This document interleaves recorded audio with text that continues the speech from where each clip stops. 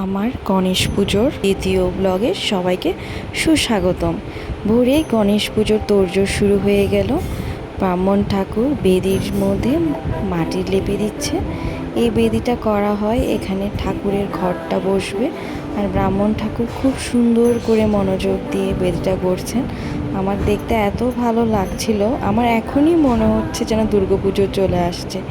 এই বেদি করাটা হয় সব পুজোতে ঘট বসানোর জন্য, আর এটা না খুবই সুন্দর। যখন প্রতিমা নিয়ে পুজো করা হয় তখন এই বেদিটা করতে হয় যাতে ঘট বসানো যায়। এই যে পুজো সব তৈরি করে ফেলেছে ব্রাহ্মণ ঠাকুর, আর আমরাও সব কিছু সাজিয়ে এনে দিয়েছি। এখন যারা পুজোতে আসছে সবাই একে একে করে চলে আসছে, সব অতিথিরা সবাই এখানে পুজো দিয়েছে যে যার মনস্কামনা করে। আমিও রেডি হয়ে একটু ভিডিও করে নিচ্ছি আমার ব্লগের জন্য। এখন পুজো শুরু হয়ে যাবে, চলুন আমরা পুজোটা উপভোগ করি।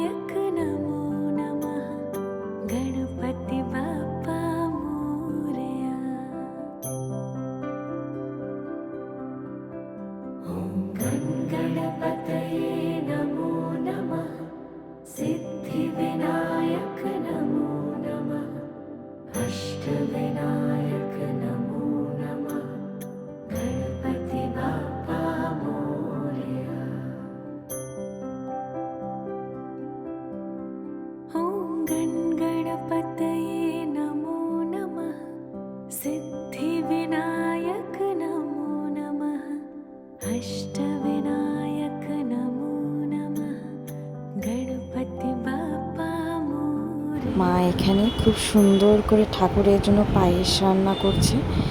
আমার খুব ভালো লাগছে, এত ভালো সুগন্ধ বের হয়েছে যে মা দেখো, আমার মনে হচ্ছে আমি এখান থেকেই খেয়ে ফেলি, এত ভালো গন্ধ বের হয়েছে। আর খেতেও না খুবই দারুণ হয়েছিল।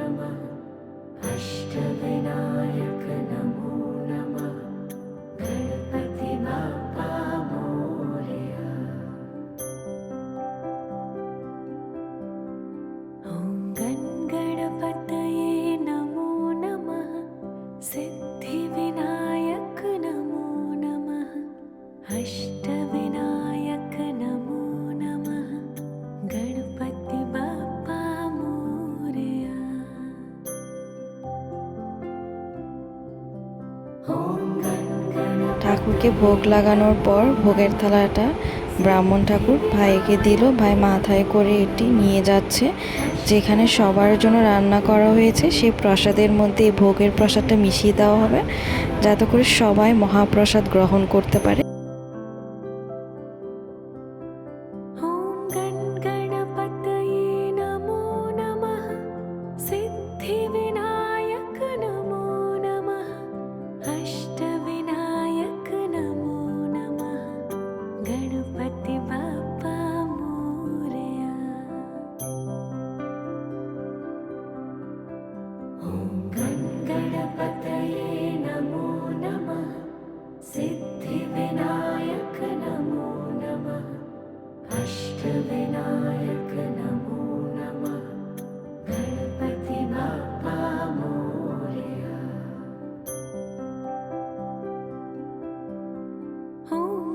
ভাই যজ্ঞে বসবে, এর জন্য ভাইয়ের মাথায় ব্রাহ্মণ ঠাকুর শালু বেঁধে দিচ্ছে।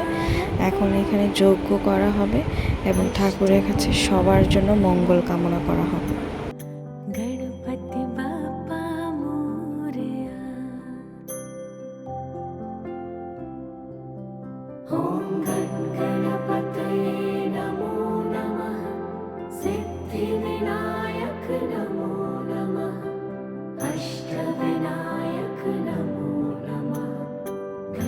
गणपति बाप्पा मोरया। ॐ गणपतये नमो नमः। सिद्धिविनायक नमो नमः। अष्टविनायक नमो नमः।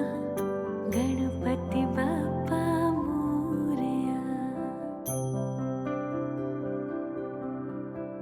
ॐ गणपतये नमो नमः। सिद्धिविनायक नमो नमः। अष्टविनायक नमो नमः। गणपति बाप्पा मोरया। ॐ गणपतये नमो नमः। सिद्धिविनायक। তোমার নাম কি? নন্দী, আর ওর নাম কি? দিয়া শর্মিলা নন্দী, তোমার নাম কি? প্রত্যুষা চৌধুরী, তোমার নাম কি? শ্রীকথা নন্দী রুহি।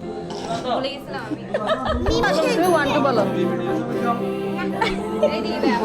1 2 3 4 5 6 7 1 2 3 4 5 সারা সয়ে দাদি এরকম না আমি দেখাচ্ছি 1 2 3 4 5 6 7 8 9 10 1 2 3 4 5 6 7 8 তারপর 9 বলো 9 1